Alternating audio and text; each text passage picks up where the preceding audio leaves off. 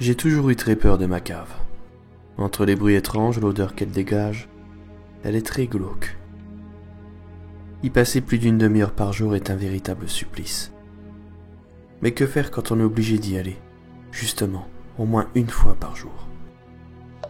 Descendre ces marches sombres, qui craquent à chacun de mes pas, la poussière volante dans la faible lueur que dégage l'ampoule de l'escalier, l'humidité qui commence à pendre aux narines, les frissons que je ressens à chacune des bouffées d'air que je prends. Je n'aime pas vraiment ça. Mais je dois avouer que ce n'est que le début, car arrivé dans la cave, les bruits commencent. Et ces bruits étranges, presque comme des murmures, me dérangent vraiment. Ils sont trop perceptibles, trop difficiles à écouter. Ils me rendent vraiment nerveux. Du coup, c'est avec mon courage que je me suis armé pour trouver l'origine de ce bruit. Je me doutais d'où il venait, mais j'avais pas envie d'y aller.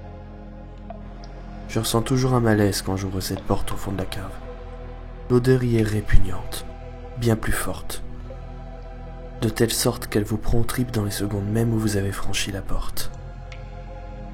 Le pire de tout, c'est la vue. Les murs sont verts de moisissure. Le sol est jonché de pierres mal taillées, noircies par l'usure, par les âges. Et puis, il y a l'origine du bruit, juste sous mes yeux. Une chaîne en maillon forgé, très solide. Et au bout de cette chaîne, il y a l'homme qui a violé et tué ma femme. Lui coudre la bouche ne l'a pas calmé. Les fils n'ont pas tenu. Et l'odeur, c'est sûrement à cause de son autre jambe qui commençait à pourrir. J'aurais sûrement dû l'enterrer après l'avoir coupée, au lieu de la laisser ici pourrir à côté de lui. Il est devenu vraiment laid, cet homme. Laid comme son âme. Je pense que demain je lui retirerai le reste de ses dents, ou lui couperai encore un ou deux doigts.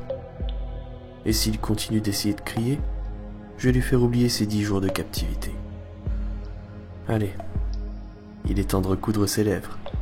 J'en ai marre d'être dérangé. Je la déteste vraiment, cette cave.